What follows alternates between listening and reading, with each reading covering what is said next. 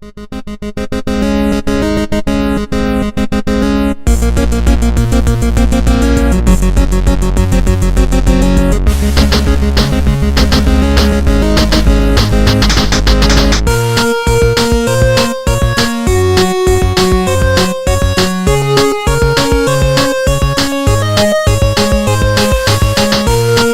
and gentlemen, boys and girls, children of all ages, you are now in tune to the greatest podcast that's ever been created.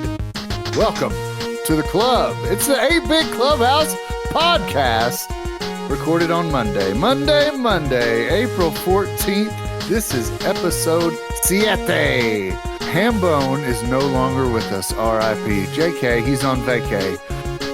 Introducing first your host. He's the man with the plan. His name's not Dan or Stan. It's Drew. Next up, you know me. It's your boy, Bob Coozy. I'm struggling today, folks. Got a little bit of jet lag, so you're going to have to deal with my brain fog and the slowness. Me and Drew are going to put this together, though.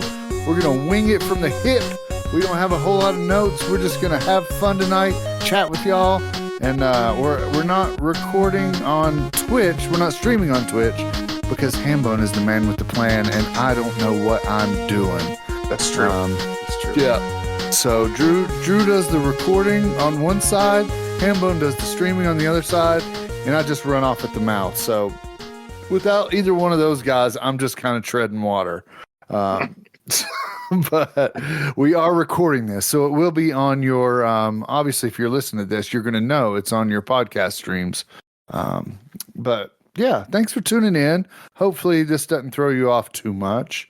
We wanted to touch on first the, did you want to just chat, Drew, or you want to talk about Let's just chat. I gotta ask, how deep does your Spanish Rolodex go? Because Siete, eventually, like, how deep from a episode number are you going to be able to make it? I'm going to have to start Googling probably once we hit, the 50s. The 50s? That's impressive. I think I can swing it till then. If not, I may be completely wrong, but yeah, I will have to start Googling at some point. But yeah, okay. I took 4 years of Spanish in high school and didn't remember any of it. And now it's just kind of coming back. Like, weirdly, it's coming out of the crevices of my brain. Like, you remember this? And I'm like, that's weird that I do. But as a matter of fact, I do. So it's crazy how the brain works. But yeah. Yeah. It's what's up with you, man? We missed you last episode. We had some fun. Yeah. We got the big Nintendo Switch announcement. We'll talk about it a little bit later. Your opinion on it, because let's be honest, I didn't like your opinion. You gave us little blurb written into us. I know you were out in another country, so you couldn't, the time changes were tough. You couldn't get us a video, but we could have talked about that. All right, that's the elephant in the room. But besides that, the weather's starting to turn. I'm getting a little excited. Oh no, my neighbor did mow the other day. Yesterday. I was pissed off. You were pissed off. Yeah, because now I gotta mow, right? Now you gotta mow. Is it lawn? Mine's getting green. It's starting to grow. So it's gonna be. It's gonna be soon. It's gonna be. Yeah, I know.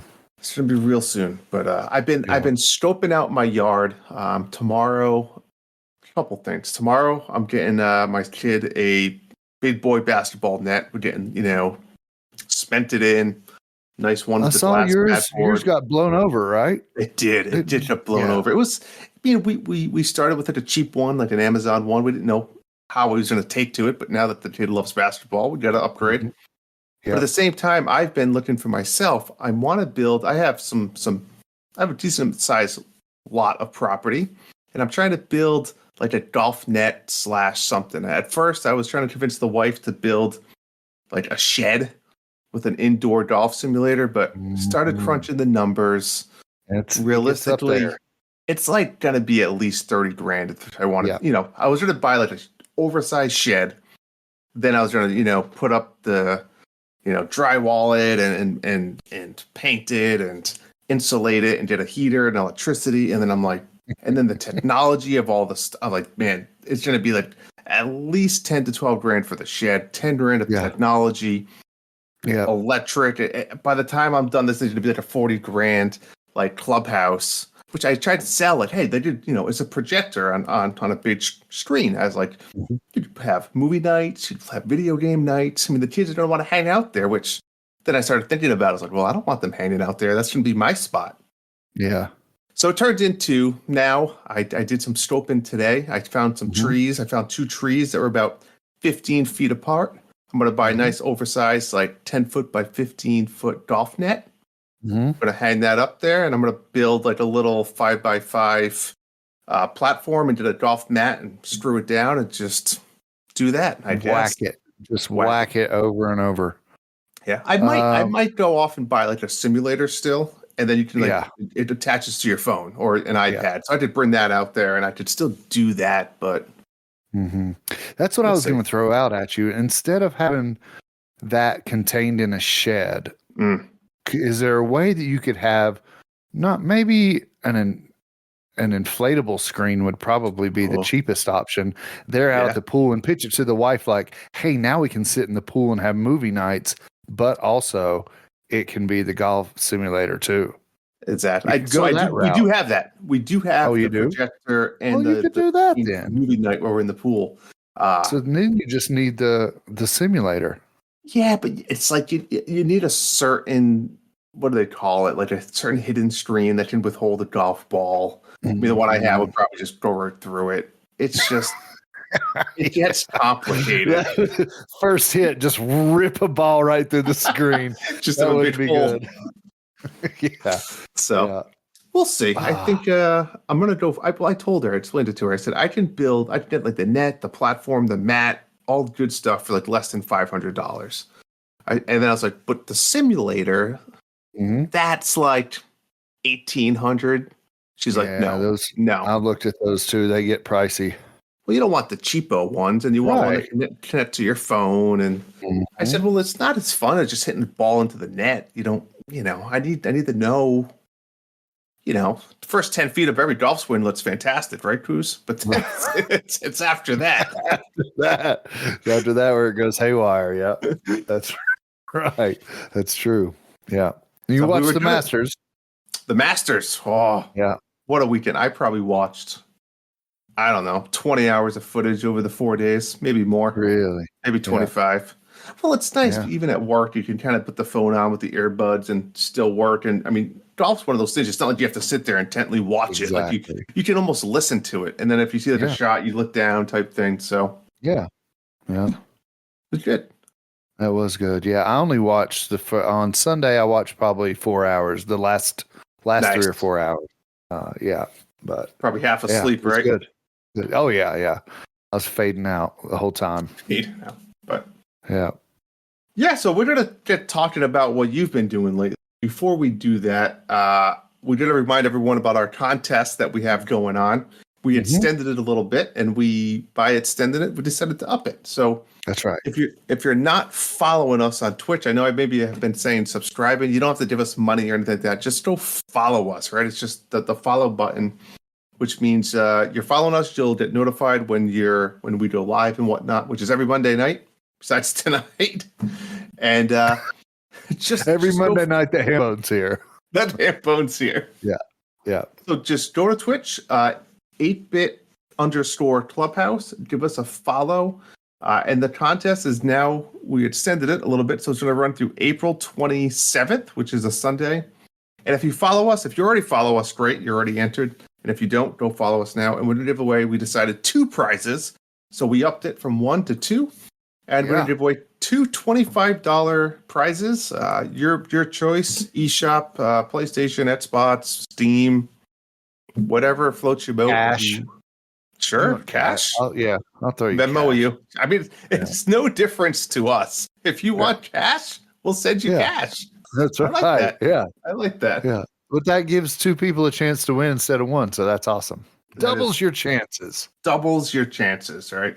Yeah, that's pretty much it. I mean, anything else to add?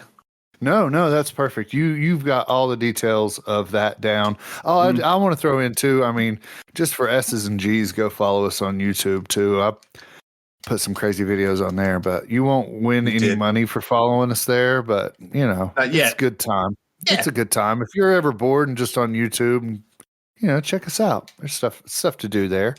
There is. I put a little video of an arcade I visited at in Tennessee where there was a lady randomly just on the ground. Did you see that? I saw the whole. There was some question in there, but I didn't want to question crawling it. on the ground. Yeah, so that was fun. Was that with your glasses? The what through? No, I actually had I've got a little action camera. It's called a Instago 3, not the 360, Instago 3 or something. It's a little tiny action camera that I put on the bill of my hat. So there's no hiding it. That's like, it's out there. It is, yeah. If somebody looks, yeah. And there's no hiding the glasses either. No, if there's a big light. Yeah. Which is crazy because when I went on my trip, I had 2 different action cameras, my phone and my glasses. So I had 4 different cameras I was recording stuff with. So every night I'd sit down and download from each device onto my phone. So I've got a ton of stuff on my phone. That's awesome. I don't know when I'll ever get to. So, but yeah, someday. I need to limit it just one camera. That's fair because one camera is a lot. Never mind when you do. Yeah. 4. One in the front, one in the back, the side. It's like the Doodle card to the 360. Yeah. But I think that's it on the follows and the likes, and subscribes. Yeah. So let's talk a little bit about what we've been playing. I don't know if you've had any chance with the playing. Maybe you had more time, and maybe you had less time going on vacation. So what have you been doing, Cooz? You been playing any more coffee golf or Switch or? You know what, man? I lost my streak in coffee golf because of the time changes. I kept up with it on the way there, and then on the way back, I lost it because of day changes and time changes. Oh, I'm so pissed off. I got to like 163 days or something in a row and missed it. I think there was an achievement for 100 days, but I don't think there was one for anything more than that. Was there? Nah, I didn't never look at the achievements. It was a letdown to myself more than the achievement was. No. Yeah. I think you can go back and play an old day if you missed one. So I can. Yeah, I did that. I went back and played them, but it still didn't help the streak. Doesn't let down. Yeah. So nothing, no switch on the plane, nothing. I played a little bit of you know what? It's been a lot of golf games. I played the coffee golf. I'm still kind of picking through Golf Story. I played a little bit of it on the plane. How good is that game? It's amazing still. I mean, it's worth the go back. They have games that are in the headrest of the airplane. Okay. They've got like a poker game and solitaire and little stuff like that. But they had a golf game on that. I was like, I'll try that out. It was all touchscreen. It was actually better than that Switch golf game that I played. That I played a couple weeks ago and reviewed on here. Worst golf. If you don't hit par, you game over, right? This game was a little more forgiving. It was all touchscreen, but it looked like a late PS1, early PS2 game. Very blocky guy, but the controls it was a little off, but it was still. I mean, it was playable. So I played a little bit of that on the plane. Took a picture of it. And let's see what else. Played around played some Hot Shots golf on Vita. Nice. Just to prepare for the Switch 2, for it coming out on Switch 2. To see how it kind of compared to Mario Golf and the controls and stuff. I was playing it today, and it gives so many different options for swing techniques. You can use the standard hit the button on the way up and then the hit on the way down. And there was another one too, another way to hit the ball. It gave you choices on how you want to hit the ball, which works best for you. Gave you all kinds of different camera angles. I really liked that. And yeah, so I'm having a good time with that, just dicking around with that. So, think that's about it. Not a whole lot.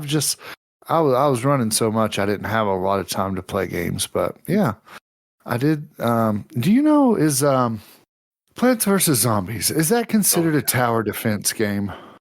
I would say yes. I realize I really like those kind of games. Me too. I like building a fortress and then seeing how it holds up against some kind of horde, whether that's, a castle or, against zombies or whatever. Yeah. I haven't found a good one of those really since Plants vs. Zombies. I know they're out there, so I want somebody listening to give me suggestions on a good tower defense game that's newer than Plants vs. Zombies, or that you like, or that gets good reviews or stuff. I'll I've tried find you one. Googling it and haven't found much, but yeah, I've played a I'm not lot good of at these. Google. I always Google the wrong things. I type in tower defense and then it takes me on a tour of some tower in Europe or somewhere. So then I go down the rabbit hole and I'm on ancestry.com. So I'm not, Google doesn't work well for me. Well, I How told about you, you, man? I've been playing that other one on my phone still, which is a tower defense game called Isle of Yeah. Arrows. Isle of Arrows. It's not like Plants vs. Zombie. It's more of the traditional. You put your towers down. But what I like about it is it starts off with like just a couple tiles of like road per se, and then you have to also build the road in any direction you want while adding towers. So I'd like that unique take on it. But I've played a lot of tower defense games in my life. Yeah. Did you ever play like the balloons games, like with the monkeys and the you pop the balloons? No, That's a good one. You should look that one up. Just balloons, BLOONS. I think they're like number 6 now. I don't know that that's going to work for me. I'm I going to think it's type in gonna work. balloons. Yeah, I think you're going to have to send me a link to that. That's gonna work for you. I'm telling you. All right, but that's a popular one. But I'll find you some. Yeah. As far as what have I been playing, I've been playing Xenoblade Chronicles X. All right. How's that going? Oh man, I'm not kidding when I say this might be top 5 best looking games on the Switch. Really? So, yeah, That's, it's the incredible. late life cycle, Sure. I don't know how they make these games. The entire open world has 0 load-in screens. So like I Really? could walk from one side of the map to the complete other side of the map, which would take me hours, Yeah. with 0 load screens. That's great. Yeah. Yeah, so I mean similar to like Breath of the Wild, but for this game that came out 10 years ago, technically, Right. it's incredible. I love the 90, well not 90s, but like the 2000-ish type soundtrack is phenomenal. This game is just so much fun. It's definitely, you get into that mode of like quest fetching, right? Where there's just a million quests to do. Like as soon as there's just bubbles everywhere on your map, and you can just go there. Some of them are like romantic quests. Some of them are just go collect me these materials. Some of them go kill this monster. Some of them are like go, break into this fort and collect stuff or kill the boss there. But it's just very different and unique from the other ones. Like I said, it's the home port is cool because there's like different districts. There's like the industrial district, the commercial district, and then the residential district. So like you can like go to the residential district, which is like walking around houses in a neighborhood. There's like shopping mall, which is just a very weird thing for Xenoblade, right? When you think about it. And then as soon as you leave like your hub, your spaceship hub, you're back in that Xenoblade world with these massive monsters flying around and dinosaur-looking things, just exploring this Avatar type world. And then I have my Skell, which is like my robot type thing, right? I get in it and can fly everywhere now on the map, which just makes it so much more fun. But it's cool. I mean, a lot of like some of these side quests are kind of skip the cutscenes because it's like I don't need. If I was watching, Right. I've probably done hundreds of quests in this game. I'm level 52. I'm over 50 hours into it, so I've probably done 100. If I were to like watch all those cutscenes, I'd probably only half. I'd probably progress half of what I am today. But I mean, when I get to like the main storyline, 100%. Like I'm gonna watch the main cutscenes and I'm into it. And there's certain side quests that you'll do that like, all right, this one's intriguing or it's kind of related to a character that I like, so I'm gonna watch it. I'm gonna dive deep into it. But some of them are just fetch quests and go do this and that. But overall, this game is it's just fun for me. you just kind of get lost in that exploration, and again, you're doing these quests, and it's just I'm enjoying it. So the storyline's intriguing. I don't think it's groundbreaking, but it's fun. Yeah. How far do you think of the way through it are you? I'm in chapter 9. I want to say about halfway done, if I had to guess. I've never finished this game, but Okay.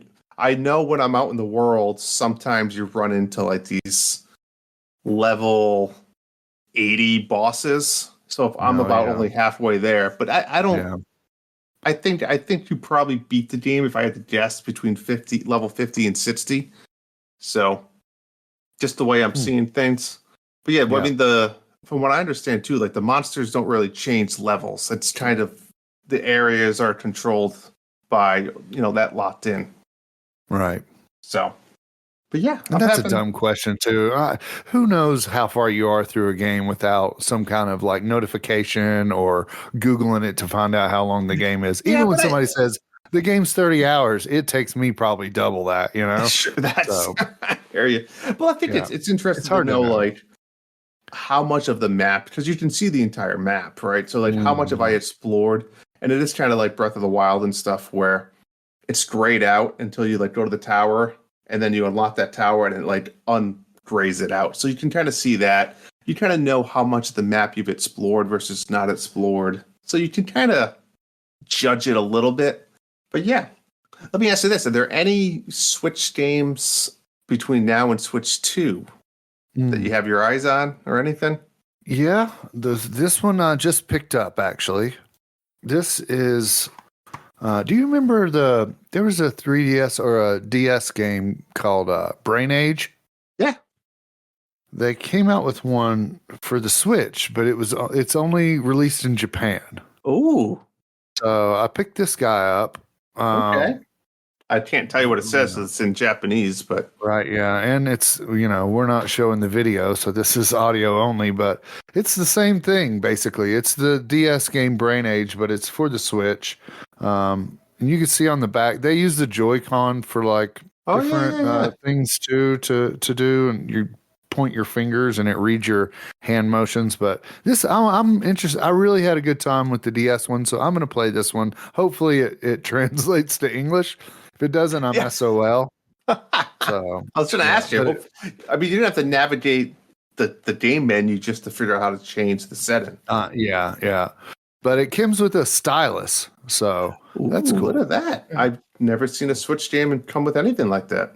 Yeah, so that's neat. But that's probably what I'll play. I'll still dick around on Mario Kart some. And finish Golf Story, but yeah, everything else, I've loaded up my Vita with a bunch of stuff, so I'll probably go back to that and play a bunch of that too. So nice. I was eyeing.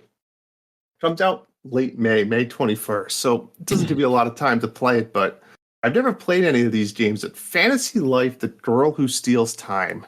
Something about it. I don't know if it's the art style kind of looks like Animal Crossing meets Mies. I don't know, but it's like this bright, cartoony, vibrant world.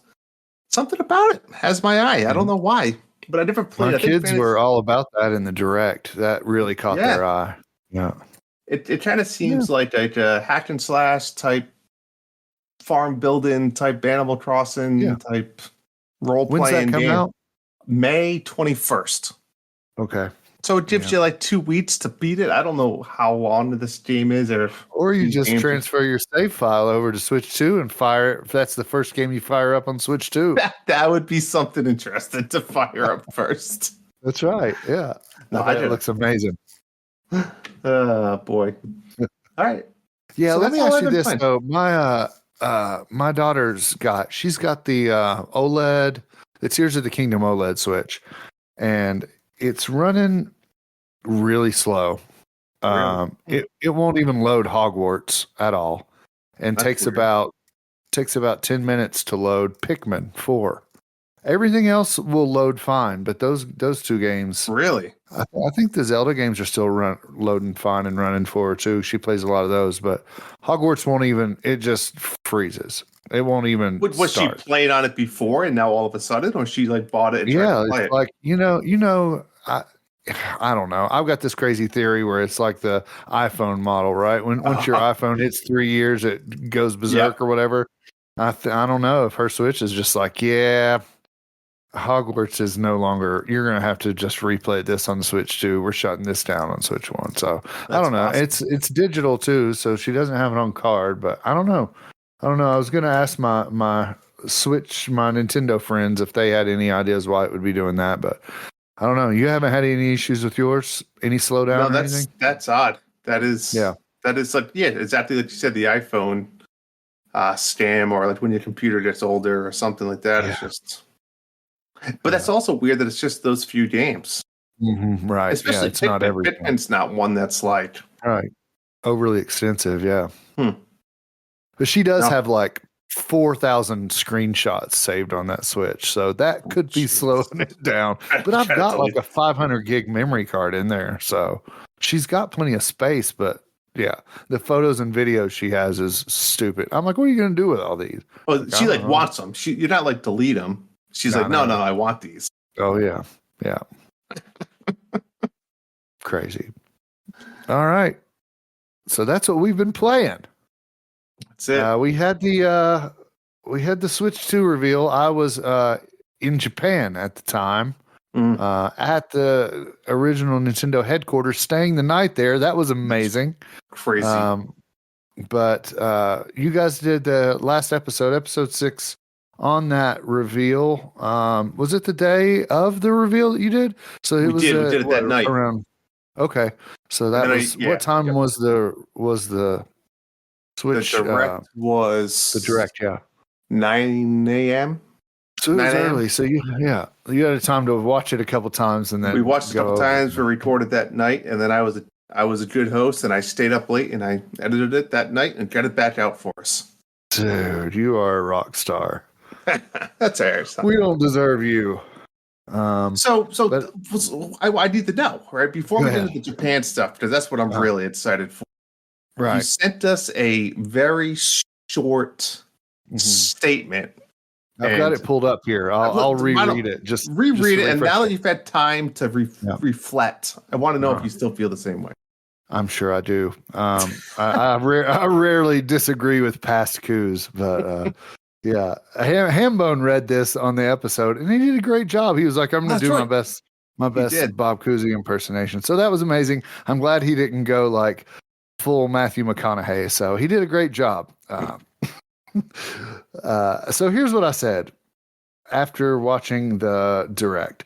I'm fine with Switch 2. That was just the opening sentence. I'm fine with Switch 2. I mean, it's okay, period. I'll definitely get one, but I'm not counting down the days or scouring pre-orders. While watching it, I was most excited for Drew. I kept thinking of you during those partner showcases. It looks like the new toy will support a lot of those games that Hambone tried to get you to buy PS5 to play. I think I'm most excited for Drew. The first party stuff was meh. Yeah, stand by that.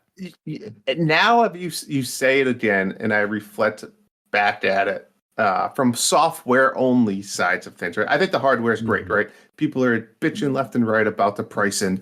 This is exactly what people wanted, right?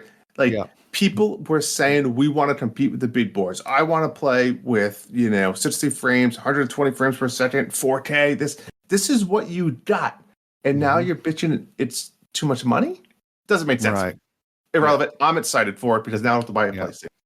Right. Software. Let's talk about the software, because I think you're onto something here. The more I reflect on it, the first party software, which is Nintendo's big thing, right? They're big IPs. I agree with you. Mario Kart looks fantastic. Super excited for that. I remember back to San Francisco Rush days for the N64 and the open world concept. I loved it. So super excited for World. But I agree with you, like Donkey Kong, I'll probably get it and play it, but like I'm not really excited for that game. And I was listening to I think it was IGN Game Scoop, and they said something on there that I didn't even put two and two together. And they were talking about there's no like enemies.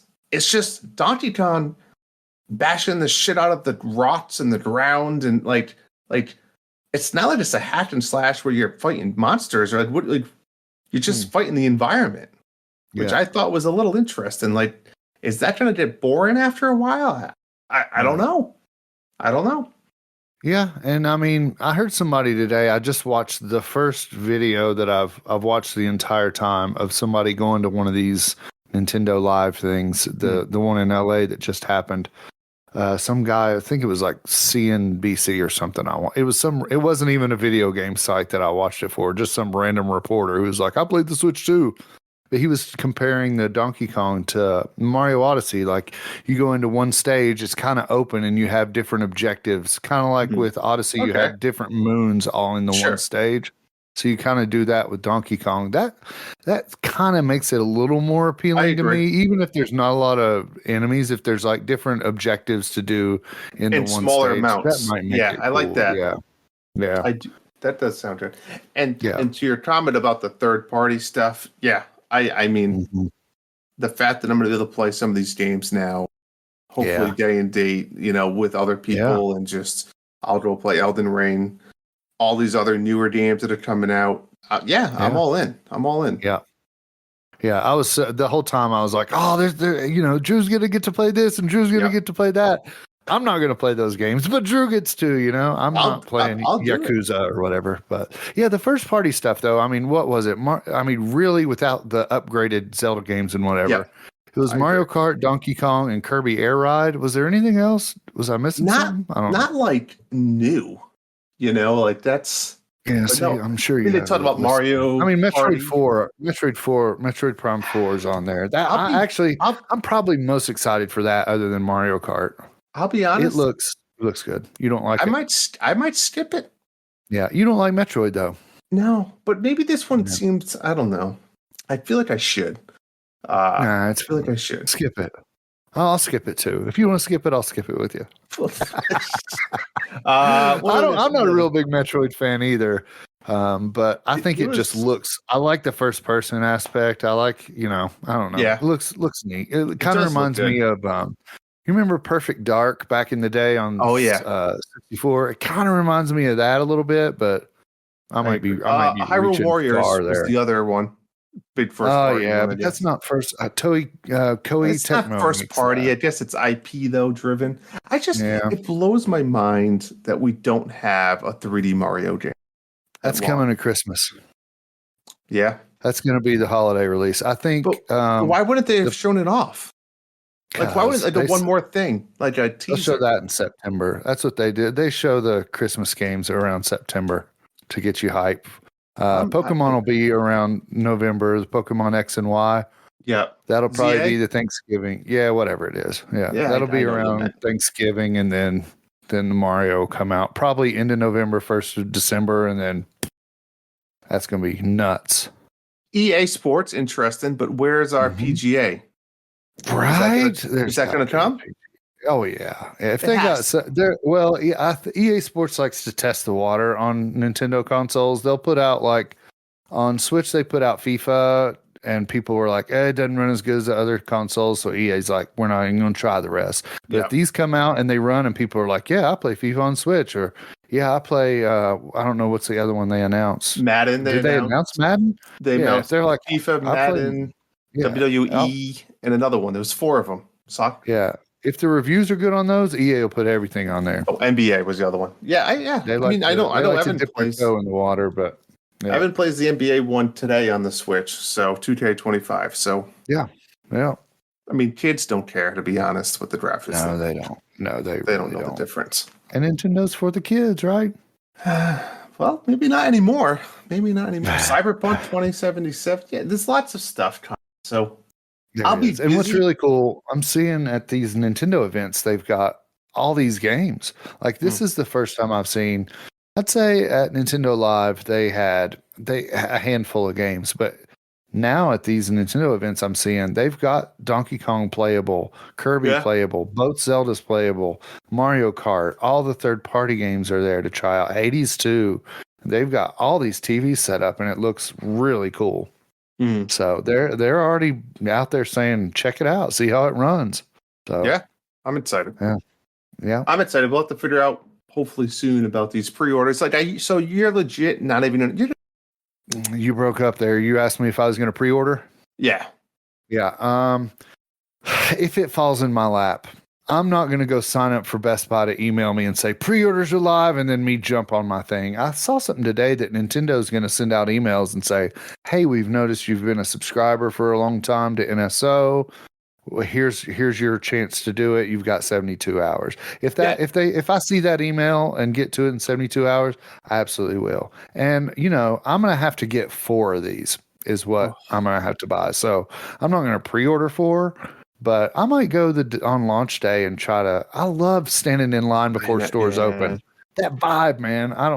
We've lost a lot of that, but I don't think that's doable anymore unless you do a pre-order. I don't think you're gonna be able to walk in a store and just pick one up at launch day. I think that's gone. Do you think so? I think it is. I think like Best Buy's doing a midnight launch for the pre-orders. It's not like a midnight launch when the Wii came out. I sat outside of Target. Yeah. And I was out there, and it wasn't midnight. It was like a 6 a.m. thing or whatever the store opened. But yeah, you go in, and it was the first 50 people in line got one. Right. Yeah. That was it. There was no. Yeah, that's right. It was awesome. It was fun. Yeah, I love that. I think that I think honestly, Target and Walmart will still have some consoles that aren't. That's pre-orders. True. Best Buy will probably be pre-ordered out. GameStop will definitely be all pre-orders. But I think there's some chance of you walking into a Target at opening and grabbing one. Yeah, you're right. I guess you're right. There could be. The price is going to scare some people away, I think. Yeah, I think it is, right? And again, we asked for this. This is what we wanted. It cost money. But you're right. This isn't like now a spontaneous thing to buy a light for $199 or anything like that. This is an investment. And I said it before, right? We've had the Switch now for 8 years. Yeah. I mean, if someone told me you're investing $500 for an 8-year entertainment, I mean, don't get me wrong, it's not to buy your software and whatnot, but look at TVs, right? I mean, you got to buy a TV. How much does the TV cost you? More than $500 nowadays if you want a nice TV, right? Oh, yeah. So when you buy a TV, you don't just get all TV shows for free. You still have to pay for cable or for YouTube TV or Netflix or Hulu or whatever it might be, right? It's the same thing. Like, if you like to play video games, you gotta invest in it, right? So that's the way I look at it. It's a long-term investment, long-term entertainment, hobby investment. It's not, you just gotta do it if that's what you want. But I agree with you. I think it will scare It'll people away. Scare off, the parents of the kids who say, I want to switch to, and the parents look at it and say, wow, $500, that's great. You can wait on that. You can mow yards for that. You're gonna have to earn that. I can see that with parents. Gamers are dropping the 500, no question asked. Agreed. PlayStation's already set that mark, and the PlayStation Pro is $700, and it's still, I mean, people still buy it. It's a whole nother beast in itself, but still, I don't think the price scares off gamers. I think it's more deterrent to parents of kids who say, I want to switch to for my birthday, and they look and say, well, not for $500, because you got this one that plays just good, and I paid $300 for that. I think still works just fine, right? Or it's the kid that already has a PlayStation, already has an Xbox, right? Right. I mean, my kid plays 70% or probably 90% of the games he plays are on his iPad, right? So he has a Switch and he'll play it every once in a while, but not every day. So like, do I need to buy him now a $500 game? I mean, a console plus games when he plays his iPad most of the time. Yeah. And that's what kids too bounce off stuff so much. Like my kid will be watching Netflix on an iPad, then playing her Switch, and then watching something on TV. They just bounce back and forth between stuff. Where with us, it's like, especially you, it's like, I got my Switch. That's it. You might play a coffee golf when you're taking a dump or something, but mostly it's just Switch. But kids are like bouncing off, and the parents are going to be like, I'm going to spend $500 for one more thing that you're going to play for 5 minutes and then go back to your Minecraft on, Xbox or, it's, I don't know. The appeal there for parents isn't there, but I think what really helps Nintendo is naming it the Switch 2. I think that's, if they would have named the Wii U, the Wii 2, it would have sold way more. I think they hit gold with naming it Switch 2 because now this is new. It's the second version. It's upgraded. It's new. You've played the Switch 1 to death. You've got to get the Switch 2. Yeah. Switch 2's got to be so much better. So I think they nailed it with the name. So I think that'll help them. I agree. Yeah, I agree. So, all right. Enough about Switch 2. Let's hear about the trip of your lifetime and everything about how it's related to Nintendo, non-Nintendo stuff. Yeah. I'll try to bring in as much video game as I can into this story, but yeah. So I just got back from 15 days in Japan. I've always wanted to go to Japan since I was a gamer, just that allure of the culture and the video games and the technology, something about Japan just seemed really cool. So I've wanted to go there for a really long time. And I planned a trip. We planned it before COVID, then COVID hit. So we had to reschedule that. And then we rescheduled it for like 2 years. And then my wife switched jobs. So we weren't able to financially do it then.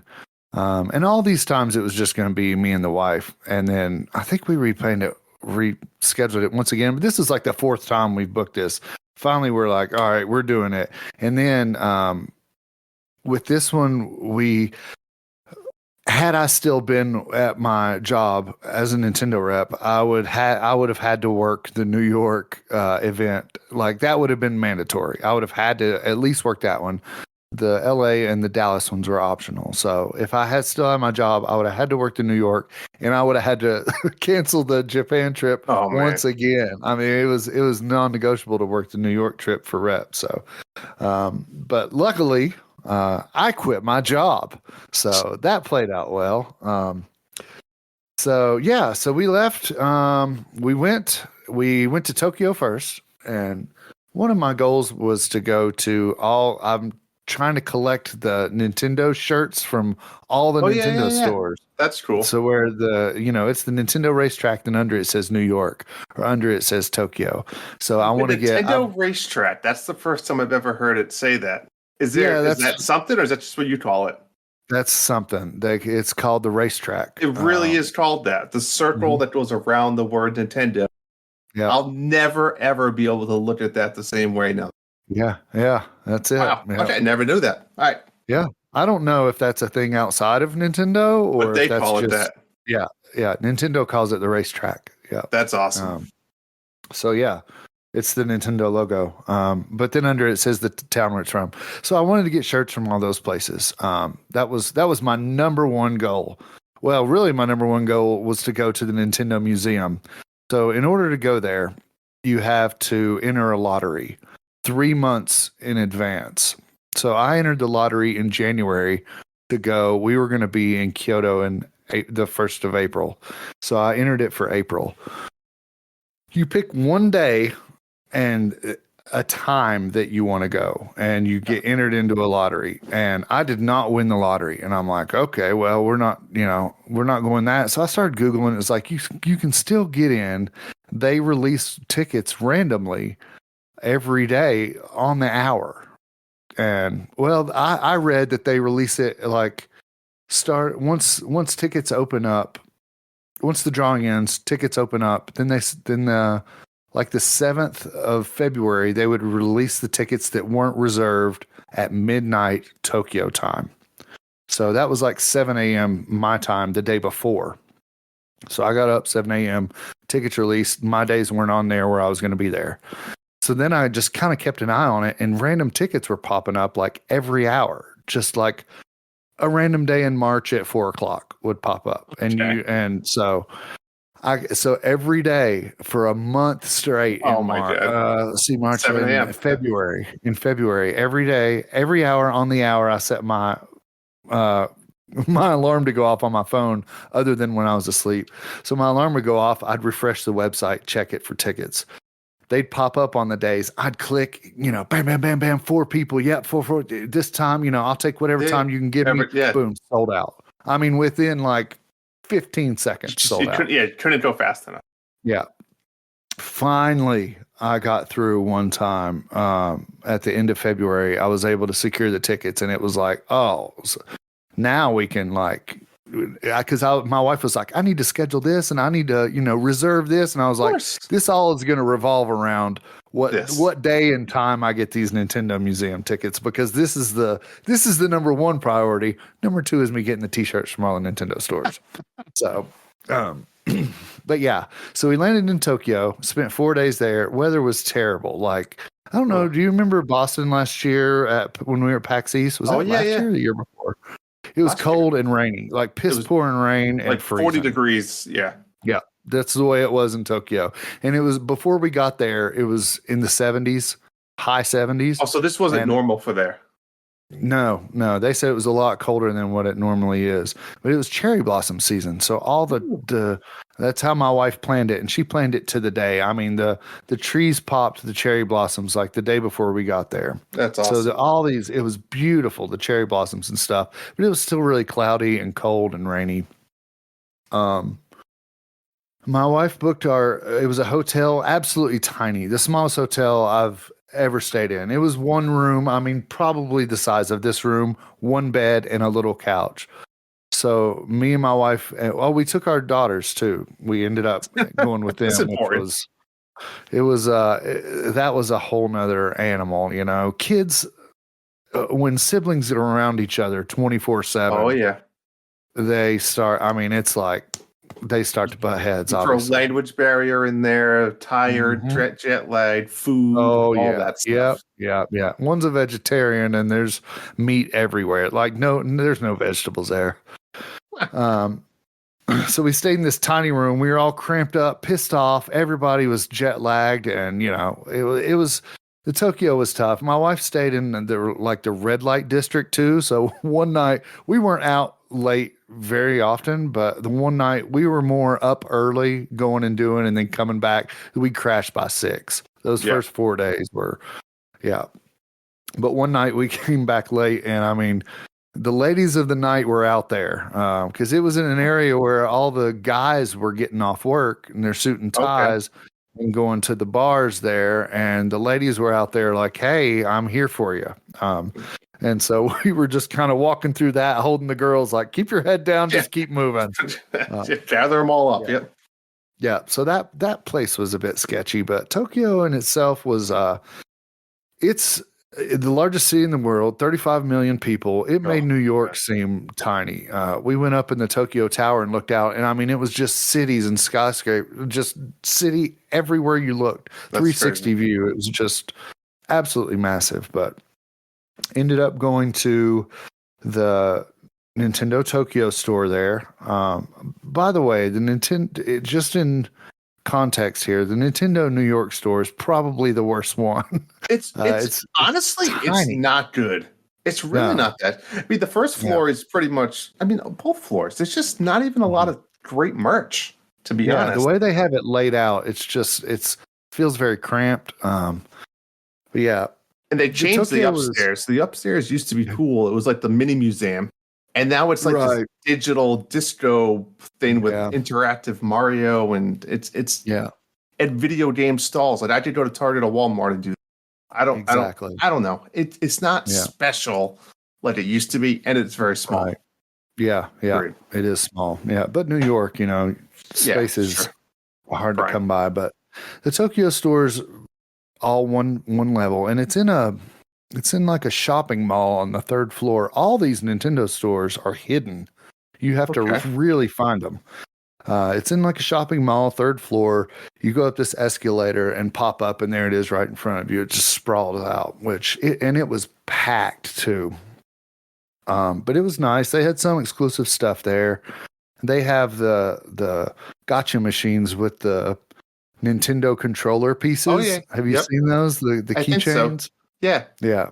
So those are really cool. Kind of like, can't get it off. I have a GameCube one right here. And they have the Zelda Zonai devices. They have those also that are magnets. So the little rockets you get in Tears of the Kingdom or the pieces you get to make stuff. They had those in machines too. Do you have one of those keychains? I think so. I can't get it off. Here it goes. But yeah. Is it? Yeah, no, this is It's different. like pieces. Oh, of an those! It's actual like a remote. fidget, almost like a fidget. Yeah. So this is they actually a break the controller. controllers down to like the thumb pad, the Yeah. buttons, and they make little keychains out of them. So Oh, that's cool. I was there popping coins into that. Got my T-shirt, got some Nice. Mario chopsticks. Just stuff that I couldn't get here. That's what I was looking for, was Japan only stuff. But the store was very nice, totally packed. But yeah, it was good. It was good time there. They right outside their store, they have a photo op place with like a big 8-bit Mario coming out of a pipe. It's really cool, a statue there. Let's see what else. I made it to Akihabara. I think it's pronounced a different way, but I'm going to call it Akihabara for this purpose. It was piss pouring rain, windy. We all had to buy umbrellas. My wife's umbrella on the way walking to the game store, because Akihabara is where like all the retro game shops are. The wind caught her umbrella and flipped it inside out like you see in the cartoons. She was pissed off, man. Getting rained on. I was like, this isn't going to go the way. And, she was going for the cherry blossoms and to see the temples, really see the culture, the geishas, and, the things like that. But I was going for the video games, and here it was my day to go to Akihabara, and it was piss pouring. Yeah, it wasn't happening. So they were standing outside the stores in the rain, getting rained on, and I felt really rushed. So I didn't really get to shop in these stores like I really wanted to. And they were, cram-packed, hole in the walls with all these Japanese games everywhere. And you don't really know what they are. No. But I did see the one I wanted. Punch-Out in the box. Mike Tyson's Punch-Out. The Japanese version in the box. First store I go in, there it is in the case. It's like $120. And I'm like, I'm going to spend $120 on that, take it home. It's going to sit on my shelf, and I'm never going to touch it. It's just going to be like a showpiece. It'd be like if I just set $120 down on the counter, just showpiece that. Yeah, exactly.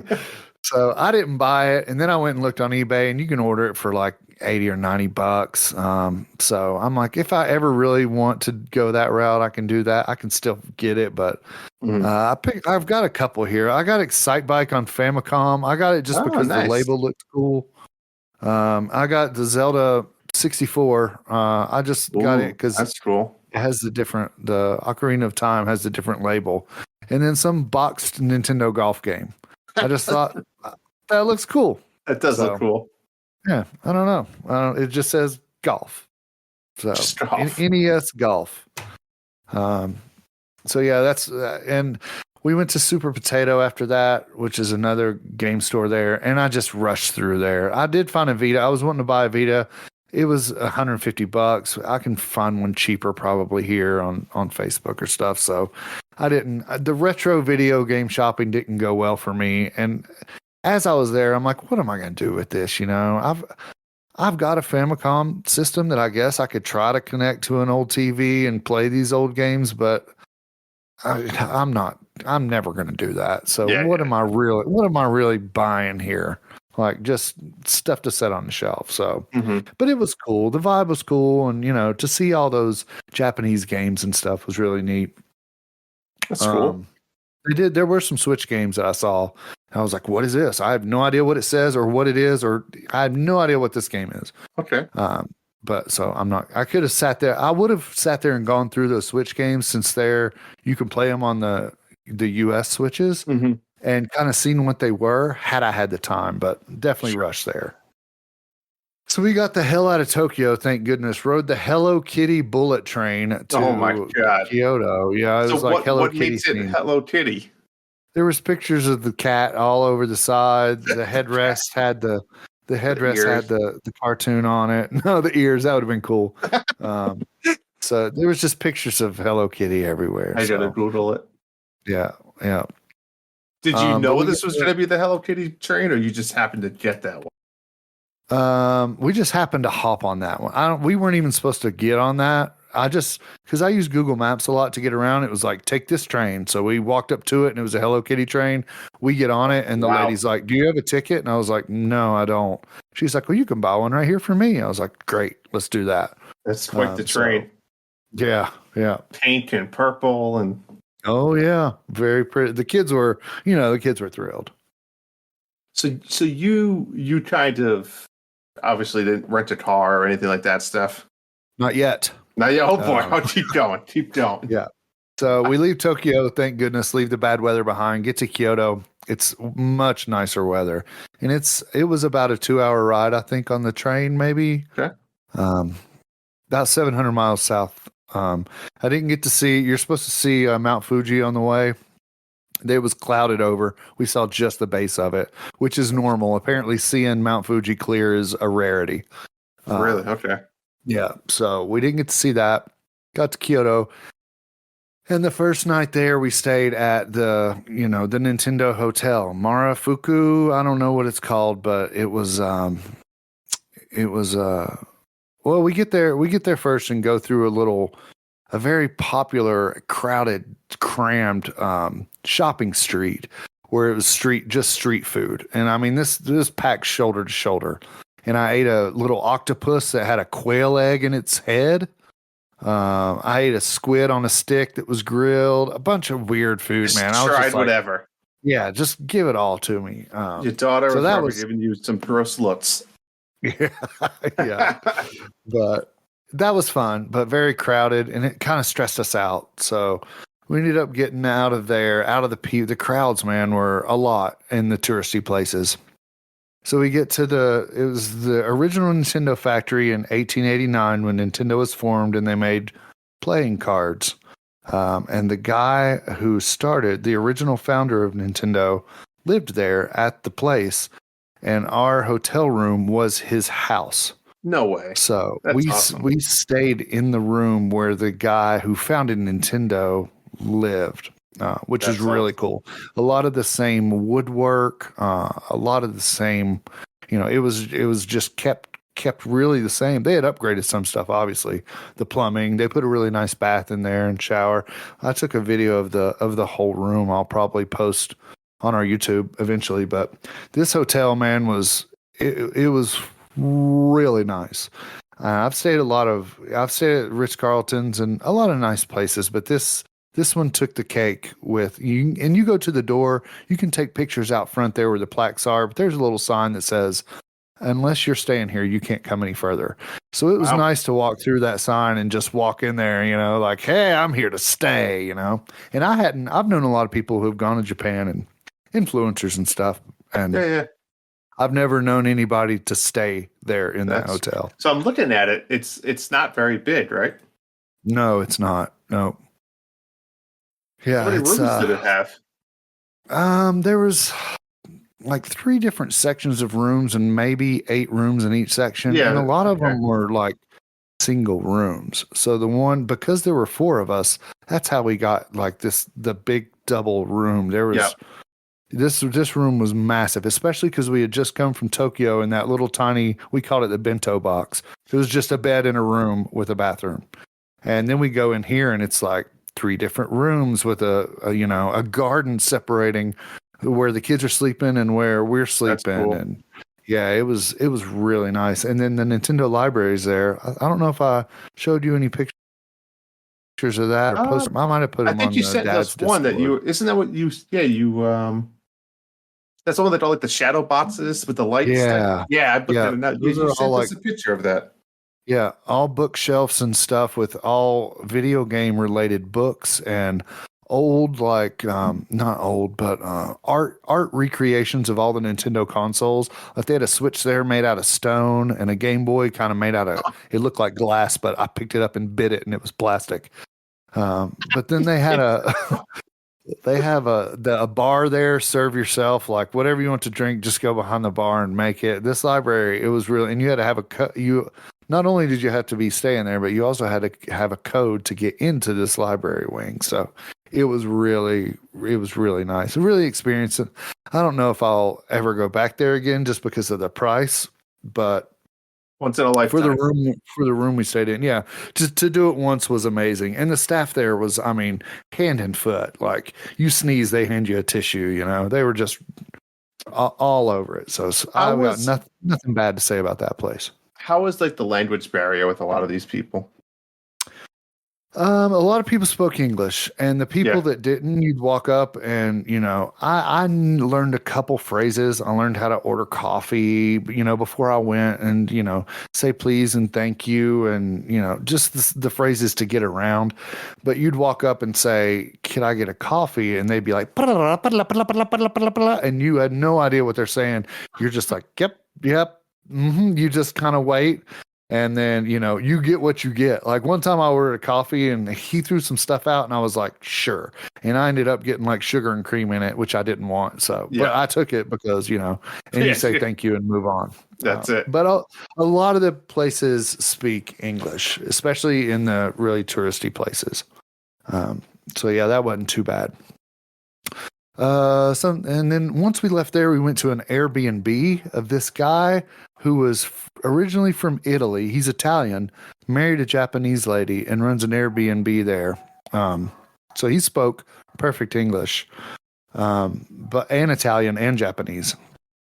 But this place was up. It was probably about a 45-minute train ride out of the city of Kyoto, but it was really nice, really traditional, like the floors you see in Japan where you sit on the mat floors and you sleep on, the beds that are just rolled out there. It was very traditional, and he had tea for us every night, cooked for us breakfast and stuff.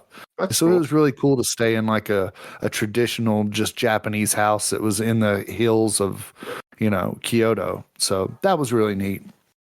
That is cool. We trained in and went to, the Kyoto store, the Kyoto Nintendo store that was also hidden in a mall. I don't even remember where that one was, but it's super hard to find. But it was really nice as well. And I think it was the one. No, that was Osaka. The Kyoto one was also laid out really well. I don't know. I took videos of all these places. I'll have to go back and look, but it wasn't as crowded as the Tokyo, and they had some different things that they only sold there. A really nice canvas bag they had the display of, and it was just like a canvas shopping bag, but it said something in Japanese on the side and then had the red Nintendo, the racetrack, and said Kyoto on a little patch on the bag. And I was like, that bag is nice. It was only the display, and I was like, can I buy this? And they were like, no. Really? This is the display. And my wife started Googling it and found out it's only sold in that store, and they were going online for like $900 or something. I think it was to buy it there. It was like $120 just for like sold out canvas shopping bag. Yeah, it was sold out. And she asked, "Are you going to be getting any more in?" And the lady was like, "I can't tell you that." So maybe they get in new shipments every morning, or maybe it's like random drops, But yeah. They were being really sketchy about it. How was when you went to like buy things? Did you use your credit cards? Did you have to cash exchanges? A lot, yeah. We did some cash exchanges. Cash works best over there, but we used the credit card a lot. A lot of the smaller mom and pop places and street food vendors and stuff are cash only, but a lot of places took cards. So we used card a lot, but cash would have been easiest I took like $2,000 in cash.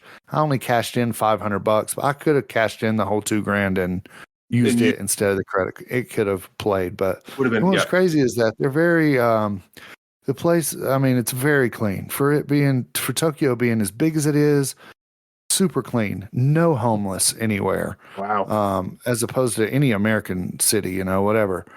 But the bathrooms, especially, I went to some bathrooms that were randomly at like a public park that were cleaner than a lot of the places here that are in restaurants. Yeah. But every bathroom had a bidet. Every toilet had a bidet, so everybody washed their butt after they pooped. And but they didn't have particles would just flow down all over the bathroom, just sprayed everywhere. But they don't have paper towels. A lot of places. Some places have hand blowers. Some places you just wash your hands, and a lot of people keep like a washcloth on them, and they sell these. It's like a thing. So they just whip out a washcloth they have, dry their hands, and keep moving. I guess it's to save paper. But then anytime you buy something there, they give you 2 receipts. Just And I think, and they always show you like, see the receipt, it matches the register. We're charging you what we said we would. I think they're trying to verify, like, we're not trying to rip you off. Sure. But it's like paper, 35 million paper. people in Tokyo. No one wants to replace the paper dispensers. Yeah. That's a full-time gig. Full of receipts. Yeah. Huh. So I thought that was kind of contradictory. Yeah, that's weird. Yeah. But yeah. Did that, and then we had our day at the Nintendo Museum. Did you get your T-shirt at Kyoto? I got the T-shirt. Yep, I got the T-shirts from all the Tokyo Nintendo and Kyoto. Yeah. Okay, gotcha. Yeah, I had a buddy who was like, "Yeah, I went by there and they were sold out." And because I asked him to pick me up one from Tokyo, and he was like, "I went by and they were sold out." And then I went, and I mean, those things, they don't sell out, dude. Anytime somebody buys one, they're plenty stocked. So that guy just didn't want to do it for me, but whatever, that's cool. Then we had our Nintendo Museum Day. This is the day I was the most hyped about. Is that in Kyoto? That is, but it's super south. It's not near anything. Like it's way out of the way. I think we had to take a 40-minute cab to get there. Trains are great in Tokyo. You can get anywhere by train. Cab was just easier for us with the kids. And there was one train station there where I just got stuck in Shinjuku. I was like, I don't know how to get out. I had asked somebody how to get out of there. And I do really well in New York, Boston. Boston's pretty easy. The train systems are easy to figure out. In Tokyo, especially when you're in English. Yeah, exactly. Yeah, you look. I don't read any Japanese, so I can speak a little bit, but I couldn't read any of it. So the exit signs were whatever. But yeah, in Kyoto though, not a whole lot of trains there, but it's a little smaller town. But there's some trains you can get around. But we ended up taking the taxi to the Nintendo Museum, which is not near any train station. And you walk up, building's massive. Apparently, it's in where Nintendo used to package their games and ship them out. I think it was like a shipping factory for them. Okay. Back in the 80s, maybe 90s. You walk up and there's right there on the sidewalk, there's 2 guards by a gate, like just already guarding it. And by the way, it was weird to see that because I'd say probably the whole trip I saw maybe 3 cops. The place is absolutely safe. Which is nuts for such a big city, such a big area. But we go in, they're very diligent on where's your ticket, where's your, show me your passport, show me your ticket. You need to match this. Like we had to verify our identity very much. And when I signed up for my wife, I put her name's Britt, and on her passport it says Brittany. So when I signed her up as Britt, and they checked her passport and they were like, this not the same name. They had to call somebody over and she's like, Brit's short for Brittany. Like, give me a break. You could see the picture, like this is me, and after a few minutes they were like, okay, you're all right. So luckily they let her through, or I'd have been going through there without her. She'd been waiting on the corner. Sorry, but I'm going in. Yeah. But you sign it, you get these, they give you a play card with 10 coins on it. Okay. And you can't refill the coins. You get 10 coins, that's it. But before you go, you can add your Mii if you don't add your Mii, the play card has a 8-bit Mario on it. But you can add your Mii to it to where it's your face on the play card and it has your name on it. That's cool. So I did that for all 4 of us. They didn't know I did that. So when they printed them off and gave it to us, the girls were like, whoa, this card has, and they didn't even know I made their Miis because they didn't even have Miis. So they were super thrilled. Another souvenir. That's cool. So you go in there. There's a restaurant. You can go to the restaurant without going into the museum. Restaurants. It's a burger place, but it's not good at all. That's an interesting. They went with burgers. Yeah, I'd. If I were you, if I was giving advice, I'd say skip that restaurant altogether. Did you eat there?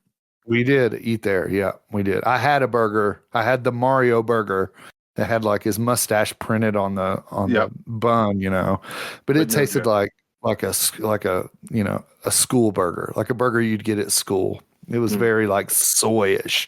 It wasn't real meat. Yeah. Yeah, but their French fries were cool. They were like tater tots round, but they were French fries, so that was cool. That is cool. So you can go there without going into the museum. Well, you still have to get through the gates to go to that store, and they have photo opportunities out there. Pose in the pipe, pose with the flagpole and all that. Okay. You can go to the restaurant, or you can go in. You walk in the front door of the museum, and there's the toads there that you see. I don't know. Did you watch the museum direct? Miyamoto's there with some toads. If you hit their head, they go ah. Each one makes a different sound. So you can kind of play bongos on the toad heads, and they make different sounds. Walk in, stand in line to get in the actual museum, and they're like, no photos here. You're not taking any photos. And I didn't wear my sneaky photo glasses either, so I'm like, I'm not going to get any pictures of this. Yeah. You go up an escalator, and you walk into this museum, and it is way bigger than it was on the direct. Yeah. Museum's massive. All the old systems, all the variants, all the different color DSs. It's like that Nintendo museum at the Nintendo New York store that they used to have on steroids. Like they had everything. Like they'd have every version, Japanese, USA, European for all the first party games. But just to walk through and see all that history and that was probably my favorite part was walking around just reminiscing and being, I used to have that game. And me and your mom, I remember when this DS came out, me and your mom played that to death. And, that's cool. And the kids were like, this is junk. Like, what is, but they didn't say that. Into Nintendo. At least they still love it. Yeah. But you're right. Sure. They don't know what you're talking about. Yeah, they're like, yeah. But then they had all the old Nintendo toys. The museum was amazing. So then you go down from there and you can go. I think when you first walk into the museum, what I've heard is you can bypass the entrance and go to the store first, which a lot of people did. That way, if stuff sells out, apparently I've heard those giant pillows sell out. I did not get one of the giant pillows because I couldn't have. I even took vacuum sealed bags. I could have probably brought one back, but I'm like, what am I going to do with a giant Nintendo 64 controller or would Wii have been remote? awesome though. I thought I really considered it hard, and they were like $75. It's not bad. But I went over it with the wife. The wife was like, "You can get it if you want." And I'm like, "I really don't. It's just going to sit there. It's going to be a nice backdrop to the podcast video." Sure, is what it's going to be. They're not really usable. I guess some of the Square, like the Famicom controller or whatever, might be, but I didn't get those. Some people get that first. I went up to the museum. You go down from the museum, and that's the play area. So they have 8 different games, and they cost a different amount of coins. Oh. So if you want to play, they have the batting, the little. Nintendo apparently made a game where it like pitches you ping pong balls, and you hit it with a foam bat. But you actually hit them. Yeah. Okay. It's like a batting cage. Basically, Sure. They've got like 5 batting cages set up. Kids love that. They had a love tester where you each hold a different remote. Apparently, Nintendo made a love tester. They had You tested that one, didn't you? Yeah, we did that. Yeah, me and the wife did. Yeah. They had a whole section where you get to play like old Super Nintendo games. You just walk up and play like Zelda, Link to the Past, or whatever. Nice. So those are only 1 coin. So you get to play those. The batting cages were 2 coins. They had some like extendable hand that you go and you grab a Pokeball and drop it in a hole and try to set a high score. They had a Hanafuda thing on the floor where you walk around and try to match cards. But then they had the giant controller room that we saw. Yeah. Where you play Mario with the gigantic controller. Did you need like 2 people almost? Yeah, one person on A and B and the other person on the control on the D-pad. So we played that. That was fun. And then the shooting game, you get a light gun and lots of things pop up on this giant screen, and you try to shoot all the Bowser bad guys, but don't shoot Mario or Peach. I've looked at all these pictures as you talked about them. Yeah, the Mario that one was for 4 coins. So when we first walked down there, the place was packed. I got tickets for 4:15. We got in right at 4:15. The place is packed. They close at 7. We go down, we see that the place is crowded. We're like, let's go eat. That's when we went to the Mario Burger place. We ate. We came back 6:00. Place was empty. We didn't have to stand in one line. Like Wow. we were there about we closed the place down. Actually, we stayed there right till they closed, and we were the last people in there, just the four of us. That's So cool. we were able to walk through and play all the games without having to stand in line. So if I were to recommend anybody going, I would say, I'd try to get that 4:00 time slot, see the museum, eat the food, and then go back and play those games from 6 to 7. And you can just knock whatever you want out without having to wait in the ridiculous line. So nice. That was really cool. Left there, back to the hotel. Did you get any merch there? Did you buy anything at that store? Oh, yeah. Then they have a giant gift shop, which has all kinds of cool stuff that you can only get there. Yeah. The big thing that they released recently were these keychains they're squares, and they play the starting sounds of all the Nintendo consoles. This is a big thing online. They're going for like $60 a piece on eBay. They're like $6 in the store. But everything there is one per person. Yeah. Everything in the store. So if you wanted to buy, there was, if you wanted to buy 2 pillows and it was just you couldn't do it. But if it was you and the wife, they'd let you both buy one. Not on separate transactions. As long as you're both there, you can ring it up. Yeah. If you wanted to buy 4 of those, you could have bought 4 of them.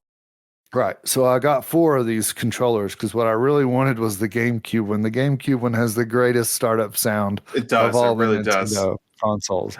So I bought 4 of those keychains. I didn't think anything else about it. We got home yesterday. I was like, oh yeah, I got those keychains. I really hope I get the GameCube one. So I opened the first box. They're mystery. Everything there's blind box. Like that little controller that you showed me, the little GameCube keychain. It was, they have those for all the controllers, but it's blind box. Oh man. And you'll get 1 blind box per person? Yeah. So I got 4 of those keychains, hoping to get the GameCube. You might get all 4 of the same thing. Yeah. You get all Nintendos. Yeah. Yeah. Or the Game Boy, it's just like, ba-ding. Yeah. But first box I opened, man, was the GameCube one. Oh, I can't hear it. So cool. Can you hear it? No, try it again. You must be filtering it out. Oh, I hear. There it is. That's cool. That's awesome. So is it? Let me see it. Is it an actual GameCube or no? It's just a box. It's just a square box that plays a sound. And so they all look like that. They just play different things. Okay. Yeah, that's cool. Exactly. Yeah. So and they have it's got a little gray tag on it that says Nintendo Museum there. Oh, that's sweet. Yeah. Nice. So I got that. So the other 3, I didn't open them. I'm like, this is the only one I want. I'll probably just give those away. I'll send you one of them. Wow, you don't have to do that. But, that's awesome.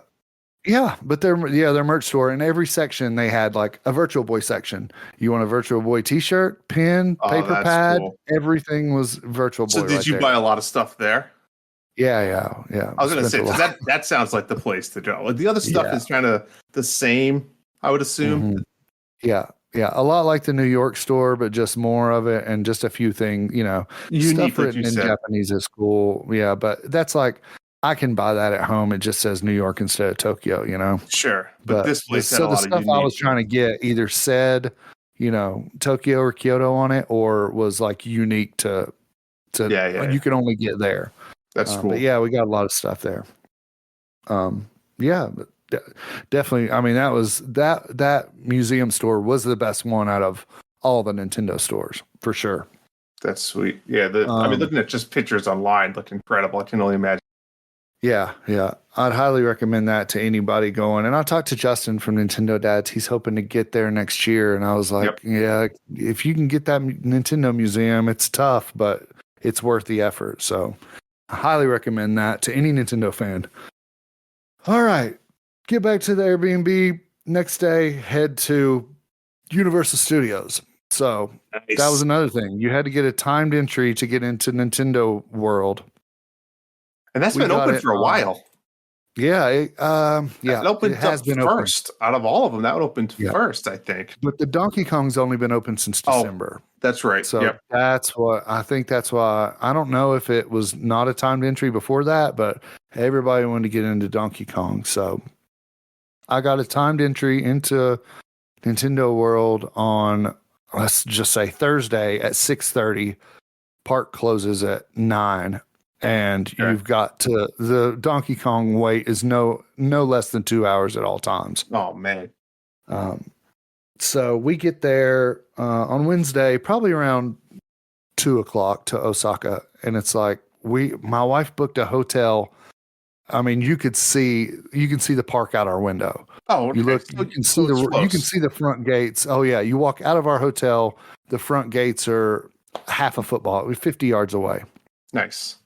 So we stayed there, and we're like, do we go and like explore Osaka and go see Dotonbori is like a famous place where they have octopus balls and all kinds of stuff to see there. And we were like, let's just go into the park a day early. So we got in, the four of us got in for like $100 after 3:00. Oh, wow. It was super cheap. And then once you're in there, you can enter a lottery to get into Nintendo World, and they just randomly call a number and you could be in there. So I entered that lottery, didn't win that either. But we had a great day. We went on the Jurassic Park ride. Had a great day there in the park. Ended up closing it down.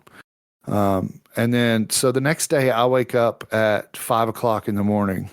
I go and get in line because if you get there early enough, when they open the doors, they let like the first 200 people into Nintendo World to go at it. And then they shut it down and start taking timed entries. So I get in line at 5:45.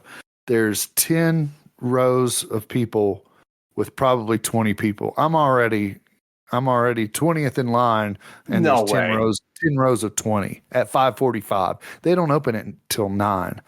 The rest of the family was still like sleeping and getting ready in the morning. They were going to come down because the internet said that they usually open if you get there early, obviously you can get in. They usually open the gates about 7:30 instead of their advertised opening time of 9. I think it depends on how many people start showing up. It depends on when they actually open. So yeah, 5:45. I was there in line about 20th, with the other 10 rows of 20.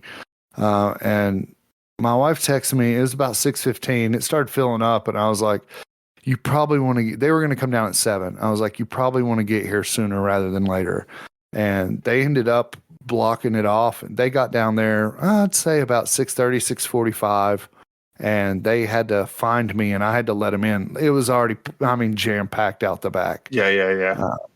But we they opened the gates at 7:30. We got through super smooth, and we ran. There was, people there holding signs, please don't run. So we fast walked until we got past the people with the signs. Then we, ran.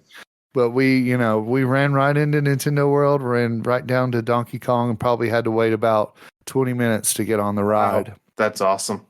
And rode that. It was great. It was my daughter's favorite part of the trip was that roller coaster. Really?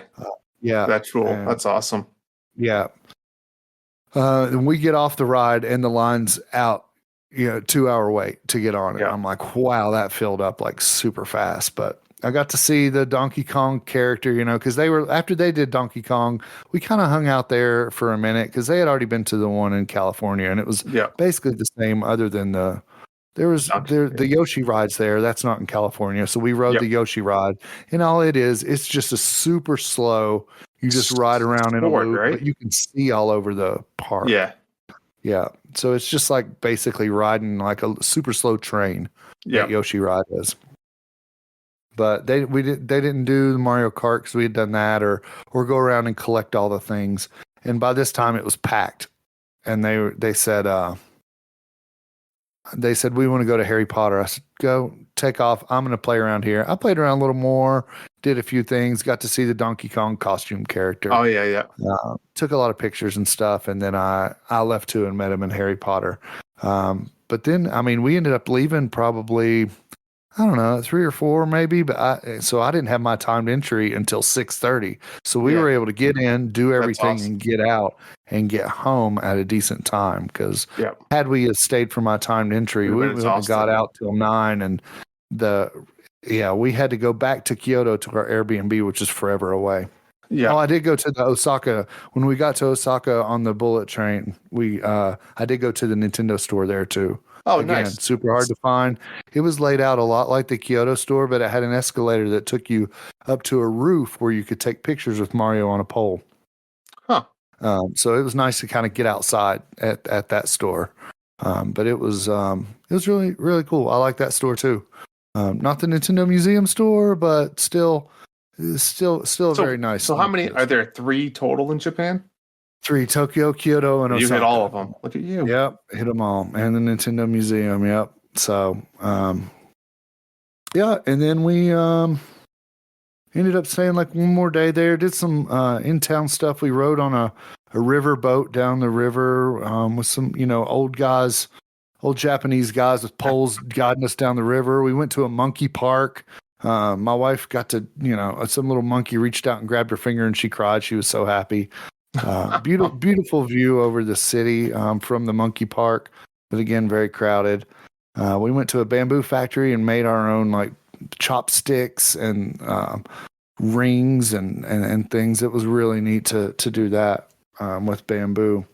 Then we went to, we left there, took a plane, in-country plane to Okinawa, where, who's the guy from Karate Kid? Mr. Miyagi's from Mr. Okinawa. Miyagi. Yep. Yeah. But so we go there and it's beach. I mean, it's an island. Like we stayed beachside resort. There was sand. It was 75 degrees, nice weather. It was basically like being in Cancun or somewhere, but it didn't feel like Japan. There was no like traditional any kind of traditional temples or anything like that. It was just like really run down. Our resort was real nice, but the rest of it was kind of run down. But I rented a car there. They drive on the opposite side and on the opposite side of the road. So it was the first time I'd driven on the right side of the car, the left side of the road. Oh man, you must have been all screwed up. It was tricky. It was definitely tricky. But I got to scuba dive there. I went once with my daughter. It was her first time going. She's not certified or anything, but they had like a beginner scuba thing. So that we went with the guide who kind of held her hand the whole time and kind of helped her through it. Oh, nice. And and then the next day I went solo and got to like go on an official 60-foot deep exploration through a cave and just like endless ocean. Exactly, man. Exactly. You must have. Did you see any crabs? You tried to just grab. No, I didn't see a crab. No, I saw a cuttlefish. I saw a sea snake. Wait, so you said you actually went like in caves and shit? That's intense. Yeah, I went through a cave and I took a camera too, and I've got tons of footage of that. Oh man, you're gonna make pretty awesome videos whenever you find time. Yeah. Exactly, fun in that time. Yeah, but there was another couple, a female couple that was with me. They had been together scuba diving all week. This is like their 5th day in a row, and it was my first time in an ocean. I learned here in Colorado in lakes, my first time actually scuba diving in an ocean. So we go down, and of course you can't talk underwater, but she looks at me and she's pointing and says my tank's sideways, and I feel it. It's kind of cockeyed, so I grab it and kind of push it back over my back to line it up, with my spine. But she's like, and the guide's not getting what she's saying, and she keeps trying to tell him that my tank's crooked, and I'm like, it's fine. So she comes over and tries to tighten up my vest, and where I learned here, your vest you can put weights in and lock them in. Also, it kind of holds it down. Yeah, you need weights to get down to the bottom, and then you can kind of float yourself back up. But you got to have some weight to get down to the bottom. So I get down there, and she's trying to fix my vest. And here in Okinawa, they had weight belts. So basically, the weights weren't stuffed inside my vest. I was just wearing a belt with like 12 pounds on it. Yeah. So she's trying to tighten my vest and does it, and my belt falls off. She doesn't see that it falls off. I see it drop. And so I start floating. I start rising to the top, and you can't go from 30 feet deep straight up to the surface. No, you can't. You have to go, you have to go 30 foot. You have to stop at 15 feet for 3 minutes. Yeah. Let your body readjust to the pressure, then go up. I started there was no stopping me. No. But luckily we were only down about 15 or 20 feet. So you went right to the top? I did. I went all the way to the top, and the guide followed me up, and he was like, what the F happened? And I was like, dude, she tried to help me and ended up taking off my weight belt. I was like, she shouldn't have even touched me. He was like, yeah, that was completely wrong. I'll have to have a talk with her. And the guy was super cool. He was like an Australian guy and like super hippie, laid back, like, Yeah. yeah, What bro, about what about the other couple? The woman that touched it, was she American? Was she also? What was she? They were, I think they were Canadian because they Okay. spoke perfect English, but then she said something about, you Americans, you scummy Americans or something. Yeah, and she's She didn't say Canadian, that, touching my belt. right. But her partner saw my belt drop and she ended up grabbing it and giving it to me. But I was still already, on You the were way gone. up. So yeah. That's crazy. So that was kind of a scary moment for like my first 15 minutes Yeah. down in the ocean and losing my weights and starting to skyrocket. I It was like, happened at the beginning, so I'm you just have to adjust. screwed. Yeah. Yeah. Yeah. I'm screwed, but luckily I hadn't gone too deep yet. So that was kind of scary. But I don't think I could do that. I don't think I could handle the scuba diving. yeah, it's I'm you gotta an ocean person. have your head on your shoulders for sure. No. Yeah. But yeah, I spent a few days there at the beach and then caught a flight. We flew from Okinawa back to Tokyo, and then from Tokyo to LA, and then from LA to Denver. So we had 25 hours of travel that last day. Oh, wait, you went from Okinawa to Tokyo and then back to LA in one day? Yeah, and then to Denver. Yeah. We had a 2-hour layover And to Denver? in Tokyo. Yeah. How far was the flight from Okinawa to Tokyo? Couple hours. Couple hours, yep. Yeah. Yeah. 2 or 3 hours probably. Man, how'd everybody handle? I mean, your kids aren't that young, but how'd everyone handle it? The flight they did, okay. They had their screens. They actually did better on the flight than they did actually there, because they could zone out on their screens and not talk to each other and not fight. But sure, they had their own space a little bit. Now, what about food? I know you said you were concerned with them eating. Did they not eat a lot, or? Not really. My vegetarian daughter, she would ate pretty much rice the whole time. She found a couple of noodles that she liked, different ramen options that she liked, but overall, yeah, she didn't. She ate a lot of sweets, a lot of rice, a lot of noodles. My youngest though, she tried anything. She'd try awesome. Sushi, she'd try everything. So she ate good too. But a lot of the food options there are basically the same thing. You can have sushi, you can have ramen, you can have some kind of meat cooked a certain way, but there's other than the street food vendors, that's it. For like restaurant wise, there's not a real breadth of options there like you get here. Because here you can go Mexican, Italian, whatever. You can do whatever. But there it's like you've got pretty much three choices: noodles, ramen, or meat. But with some exceptions. You sent us some interesting vending machine. I need to know more about these vending machines out in Japan. They're everywhere. The drink machines are like on every corner. And when we were in Okinawa, and after I went scuba diving, we went to a museum and saw a whale shark, which is like the only one in the world in captivity or something. We saw a whale shark, but then we went to some pizza place up in the mountains, and I was driving through a jungle. I was driving through a jungle on the wrong side of the road in the rain. And in the forest, I look over and there's a vending machine there, just like, hey man, you want a Coke? You want a Pepsi? And I'm like, how's this thing getting power? Like there is not, I'm telling you, it was like treat. It was like if you looked out your backyard and saw a Coke machine out there. I was like, how?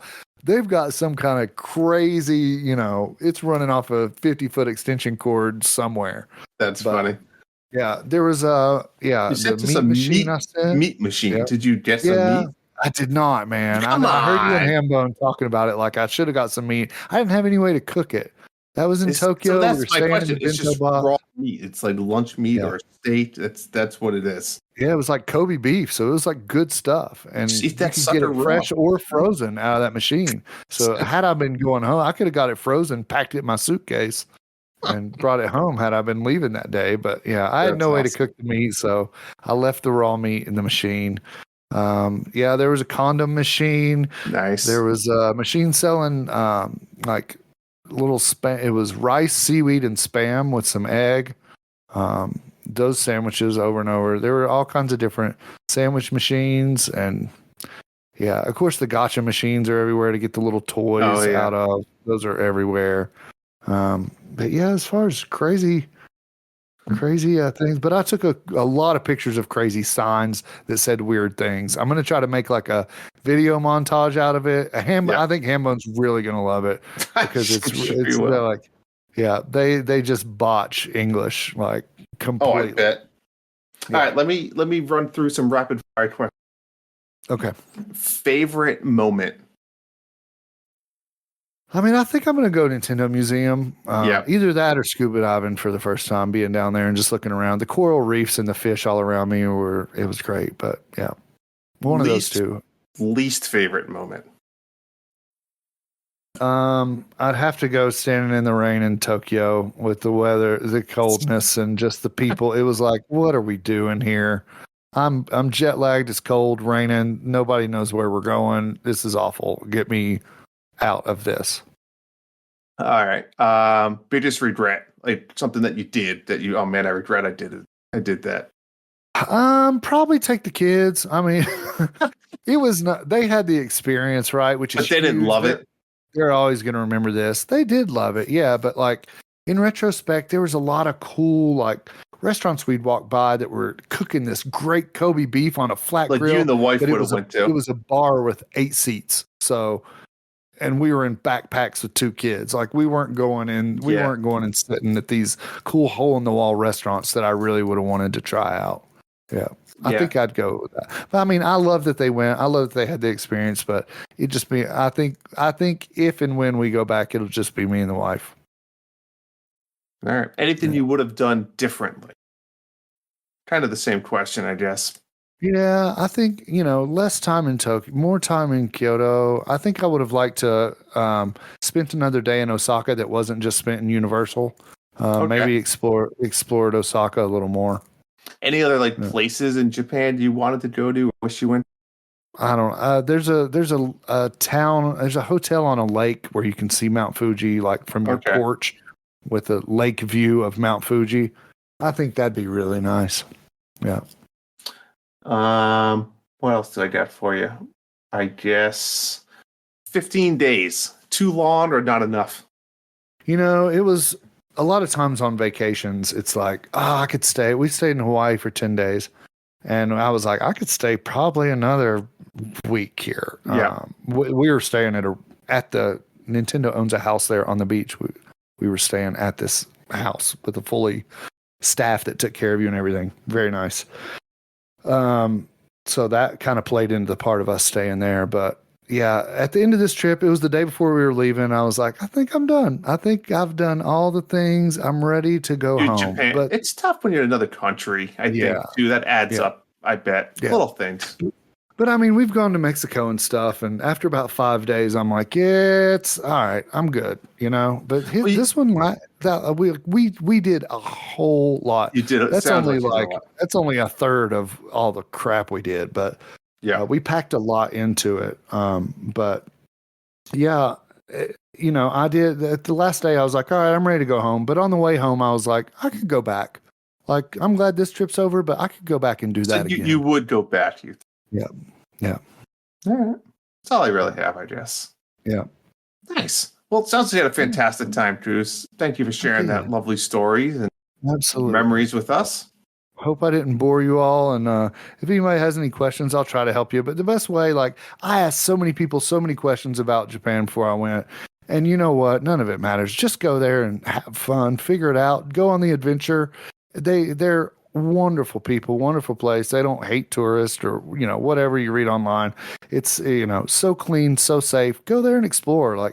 Don't listen to all the stuff you read online. Just go have a good time. That's awesome. Yeah. Well, take this home, Cooz. All right. Let me pull up the notes I have here for the outro. That's a wrap for today's episode of the 8-Bit Clubhouse. Thank you all so much for tuning in. We really appreciate you hanging out with me and Drew. Hambone appreciates us. Hambone appreciates us. I know he does. Hambone appreciates us. And we appreciate him because he controls the video that we were not able to control today, and for him being just a wonderful human in itself, in himself. So we miss you, Hambone. We thank you for your support, and yeah.